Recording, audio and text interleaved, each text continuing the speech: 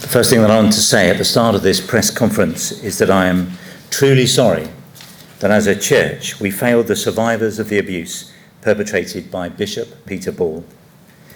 Having read the report, I am appalled and deeply disturbed by its contents.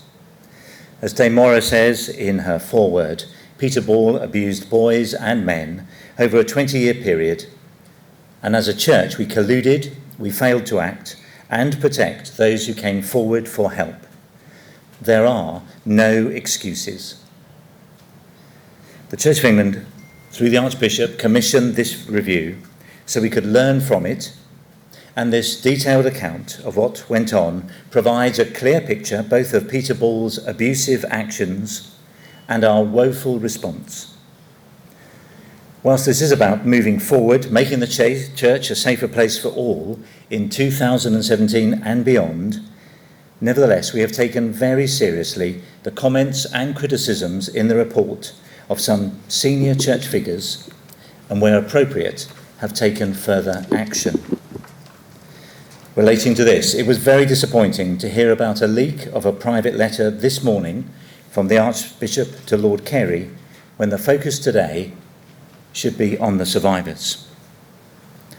As the lead bishop for safeguarding, I am hugely conscious of the importance of the first recommendation that our bishops must take steps to demonstrate our individual and collective accountability for the safety and protection of all within the church. In his statement, the Archbishop of Canterbury makes it very clear that he's taking a lead on this, as Dame Moira recommends, working with me and the National Safeguarding Team. Every bishop in the Church of England, therefore, has been sent a copy of this report this morning, and it's now online for everyone to read. We'll also be writing to all survivors, offering them a meeting with a senior bishop, if that is something that they would welcome, in order that they might share their own experience. This will include the family of Neil Todd, who sadly took his own life before Peter Ball was brought to justice. Dame Moira highlights our complex structures as being a barrier to change, while acknowledging that we have a genuine commitment to change and to meet our responsibilities to the victims of abuse.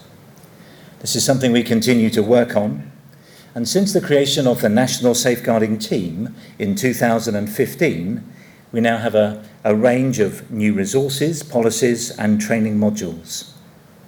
These are now underpinned by new legislation which requires clergy and other church officers to have due regard to the House of Bishops' guidance on safeguarding. This is an important development, and since the 1st of October 2016, a member of clergy or a church officer can be disciplined for disregarding such guidance. Today is a reminder of how we have failed, and this report provides robust recommendations for how we can improve our safeguarding practice. Dame Moira calls the House of Bishops to reaffirm and to take steps to demonstrate individual and collective accountability.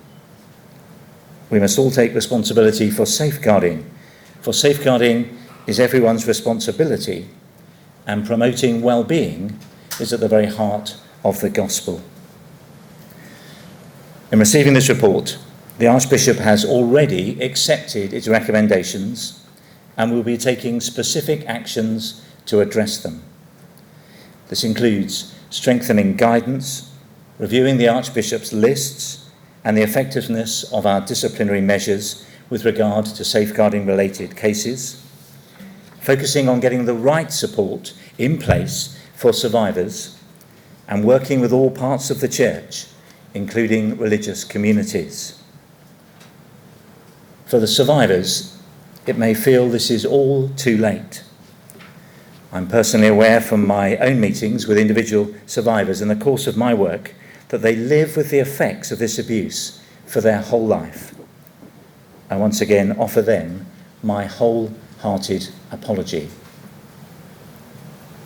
This report affirms the direction and steps that we've taken to improve the consistency, robustness and rigour of our practices, but progress has been too slow. It has taken longer than it should have done, but we are absolutely committed to implementing Dame Moira's recommendations, and my role as lead bishop for safeguarding is to ensure that this happens. Thank you.